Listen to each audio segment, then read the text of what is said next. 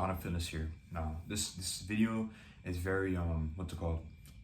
Spontaneous, but it's only because I've been thinking so hard, so hard on this fact, and it actually saddens me. So basically, I'm watching this documentary, right? It's called what is it called?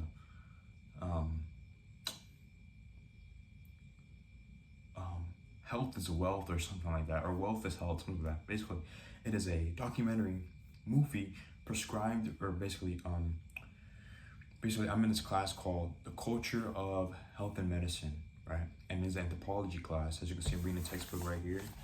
Anthropology, understanding and applying medical anthropology. And it is specifically for my degree, or it is something I chose to supplement my degree, because we have our classes, right? We have the essentials, and one of the classes we have to take is anthropology. Basically, we have these different types of anthropology. We have what's called Introduction to Anthropology, which is a crap class because anthropology is something that's a bit too broad, but medical anthropology is something that's specifically for a major, and I found great interest, don't mind that, great interest in medical anthropology.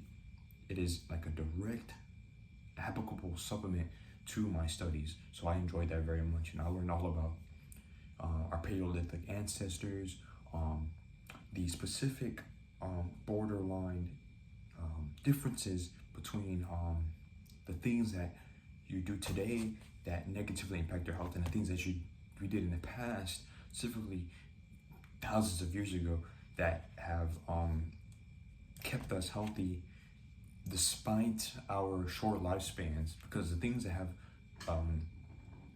don't mind that, it's my rice cooker, that have lengthened our lifespan is only our cultural evolution, technological evolution, that type of thing. But our physical evolution, or we can say our physical evolution, has not changed that much from 2,000 years ago. So basically, the point of this video is to say that the one thing that I've questioned and learned is that our social-economic status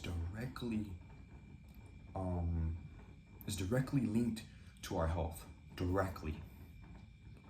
Like, so basically, if you're in the poor socioeconomic status, which you make 20K a year, you have a very, very high chance of dying early. You have like a extremely high chance. And they just pull up the charts here, but I can't remember them all. If you want to see the charts, just ask in the comments. I'll link the video, but the video is only for if you're in college, so you have to log into your student ID and all that. So if you actually want to study all that, I can actually pull up a document for you. That's if you want it, right? So if you want to see the actual information, I'll screenshot. I'll secretly put all the data here.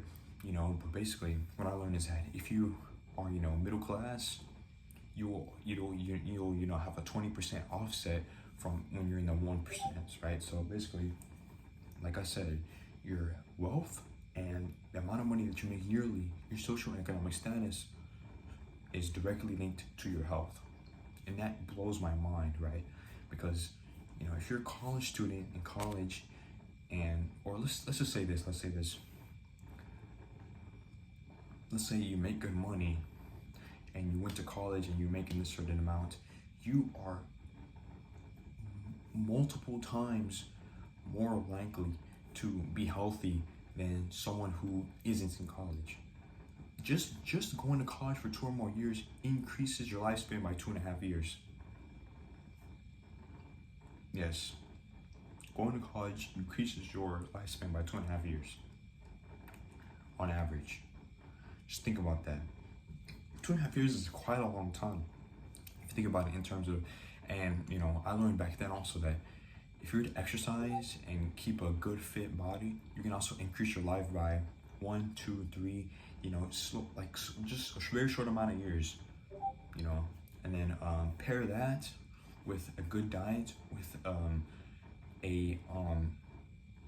a very low chance of getting hypokinetic diseases. Hold on, I'll be right back. Don't mind this. I will cut your head off when I see you. You hear me? Shut up. With a very low chance of getting hypokinetic disease, which are diseases that you can get from a lack of movement, a lack of physical activity, then you can also increase your lifespan by a lot. And then we can look at, basically they put this guy in this rich neighborhood. He was a guy who was a CEO and he makes well above 6 figures, right? So he makes in total more than all of the people in the 90% range in total. So he's rich. You can tell he is definitely rich. The lifespan of his community is 80 years, which is 2 years. What is it? 2 years? 2 years more than. Is it 2 years? I think it is 2 years. But it is more than the average life expectancy of Americans, right? So his community specifically, because of his socioeconomic status, has an increased life expectancy.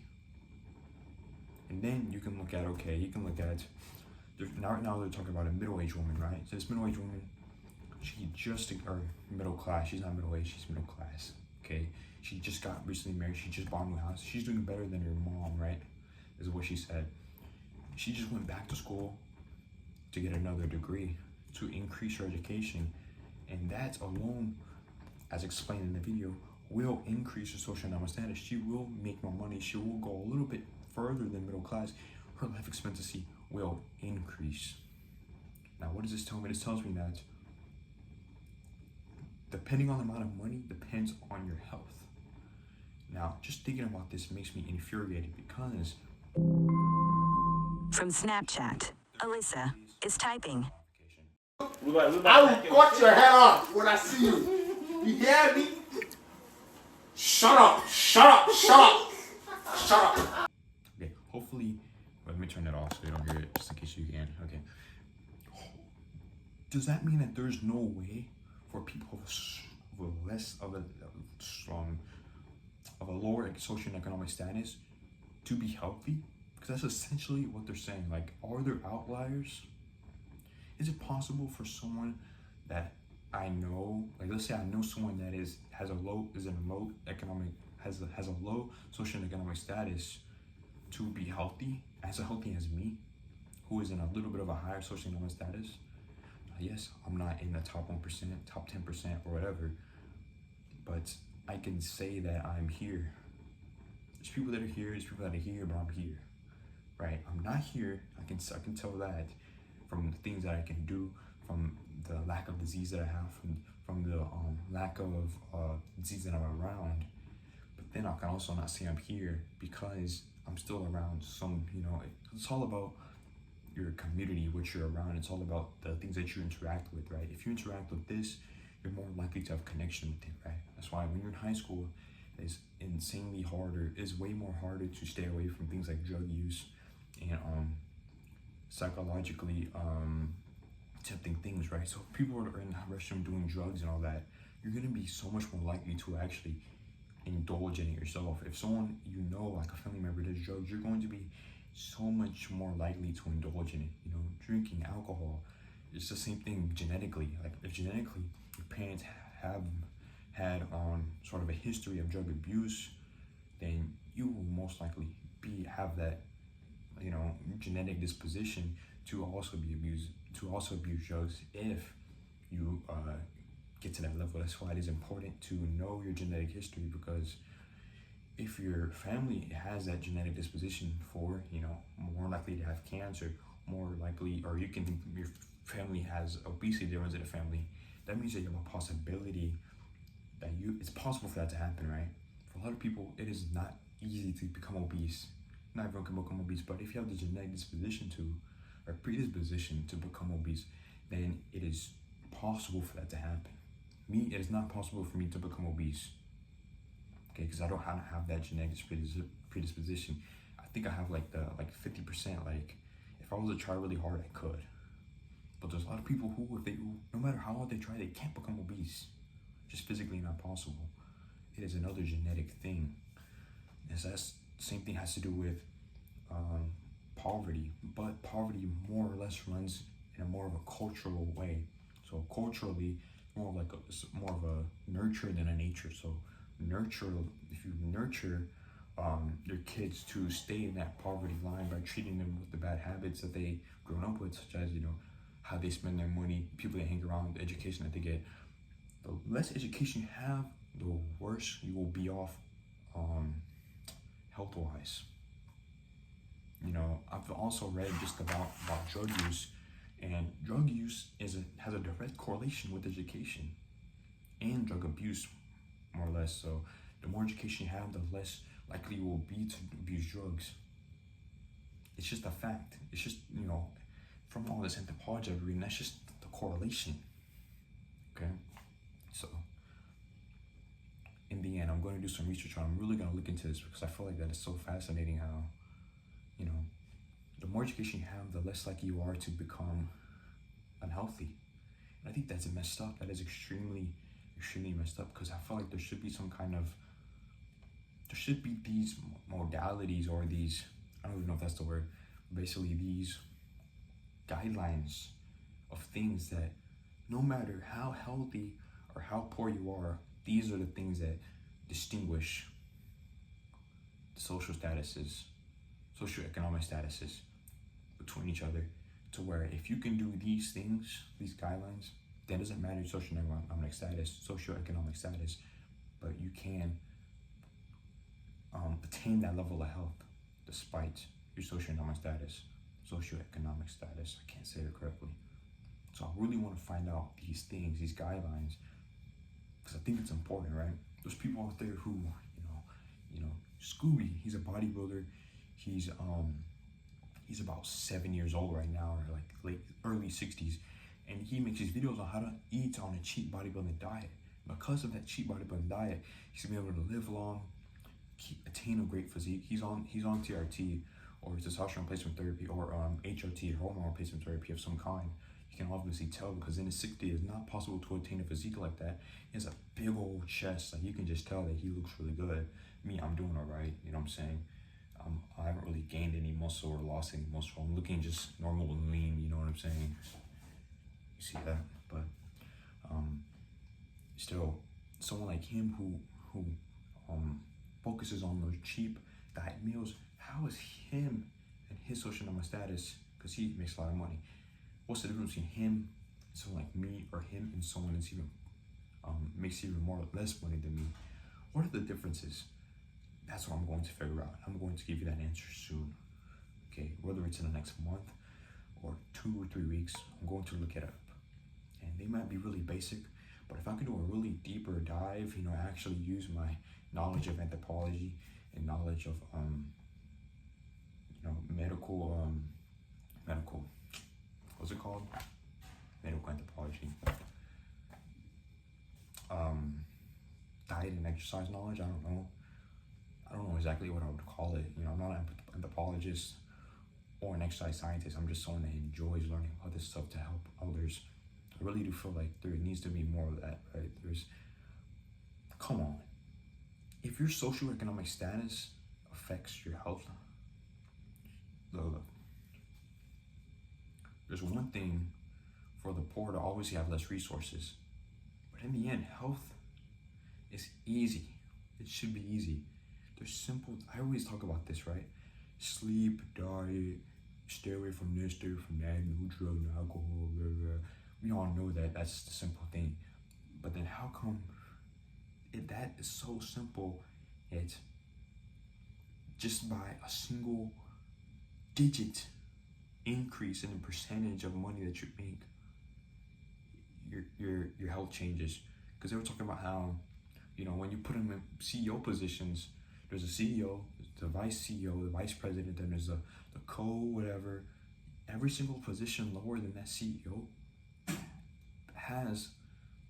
is a bit more unhealthy, or a bit more chance to be healthy, or less of a life expectancy.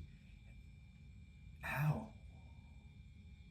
does someone has the same stuff, the same ability to do the same things for their health, almost fell over, have so less of a lifespan?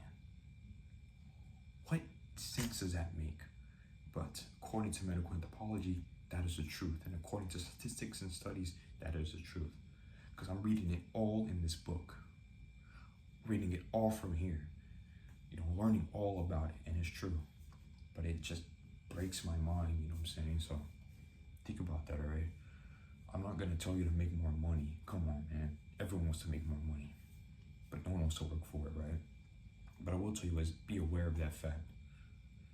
Because, you know, if you don't have that medical insurance or those checkups done or those vaccines or those you know, healthy foods, just think about how if someone was richer, what they could afford to get. Just think about that connection. Make that connection. Because while you may not have that money to buy that, you can be aware of, okay, what are the choices that I make now that someone else could be making differently? And how can I match those choices as best as possible to my ability, not to theirs, but to yours? Because obviously you can't be the one, oh, let me get all organic, and then you're broke. Be realistic. I don't do that. I want to. You don't know how badly I want to buy all beef. I want to go on an all beef diet, dude. I really do. If I could throw chicken away and just eat beef only, I would do it, but I can't, right? So I'm doing what's in my means, right? I'm eating rice with beans and mixed veggies every single day. I'm eating eggs. I'm eating, you know, as many servings of chicken as I can, high protein, and I'm keeping a small physique, but I am staying healthy. I do feel good every single day. I never feel sick. Rarely. I rarely get sick, right? That type of thing. I take the vitamins that I do for their specific purposes, right? One for blood flow, one for replenishing of nutrients depleted generally, you know, a multivitamin, ashwagandha for the experimental effects, right? And then magnesium citrate for skin, right? To aid in my acne, my sebum production, to, you know what I'm saying? Then I also take, it's called fish oil, krill oil, not right now, but when I get money, because they haven't paid me in 4 weeks as of now. Yes, I'm trifling, struggling, but I'm gonna make it. I'm gonna get paid this week, actually, because I actually got, you know, the go that I'm gonna get paid, right? So yeah, all that stuff. And then also my sleeping habits, try to sleep 7 hours or more. 8 and up, do not go for 7. 8 and up. 7 is not the magic number, okay?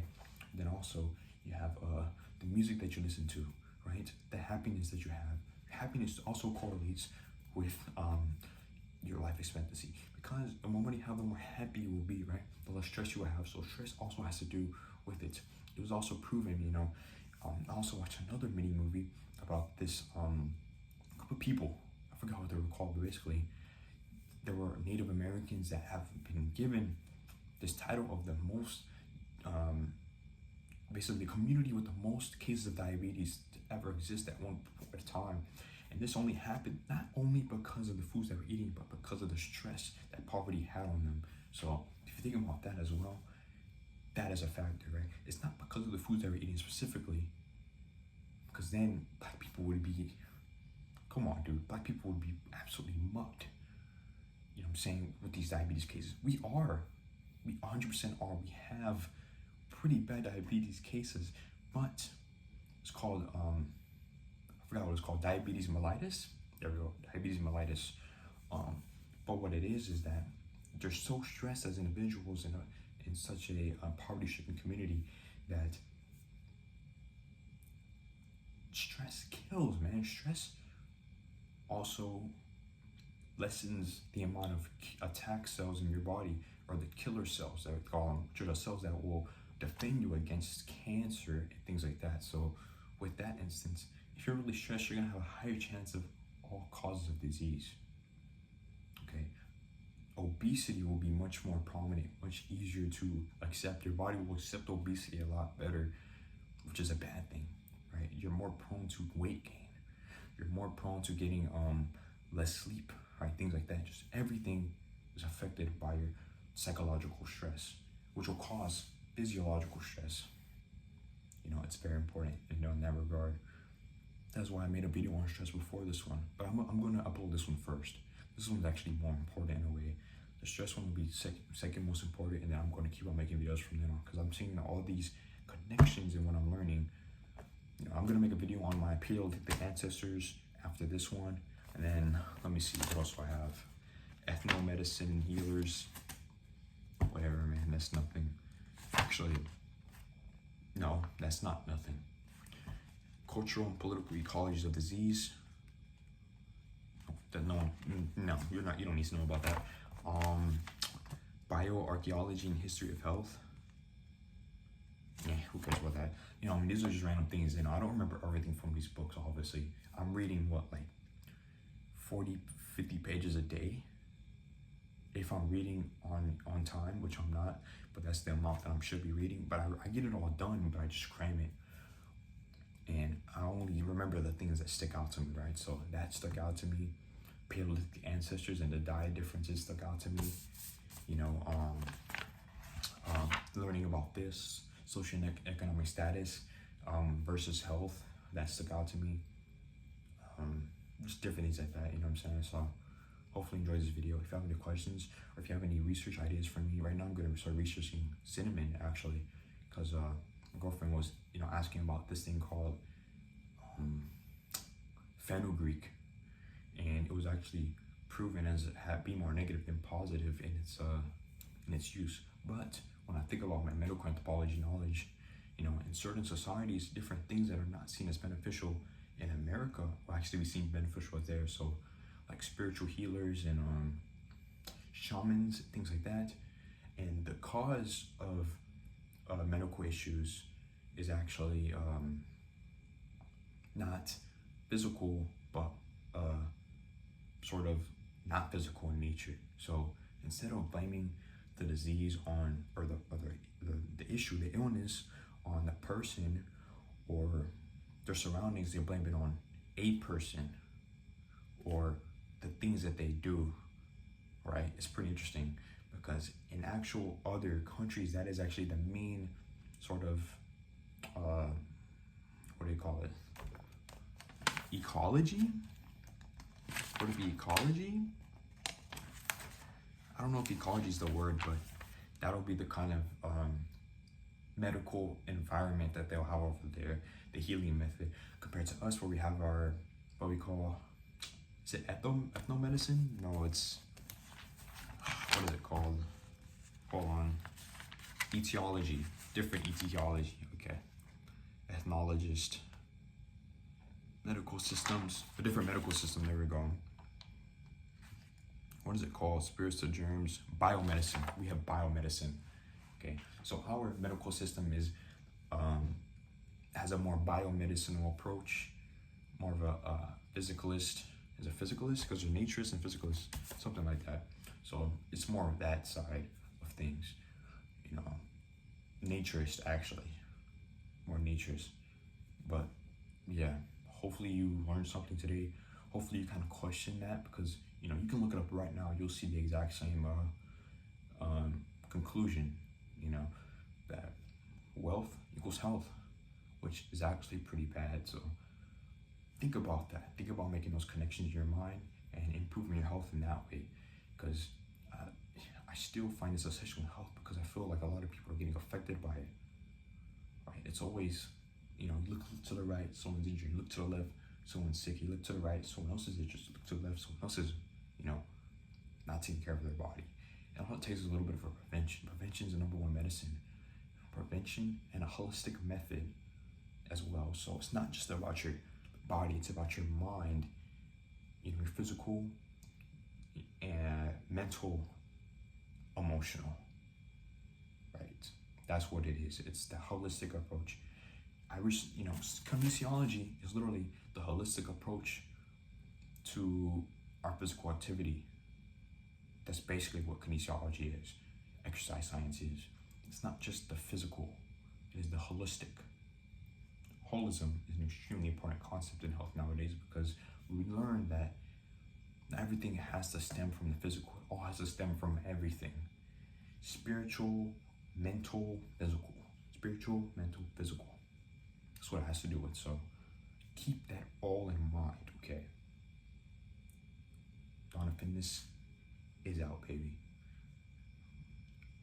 If you have any questions, like I said, like all that, you know, all that jazz, all right? Peace.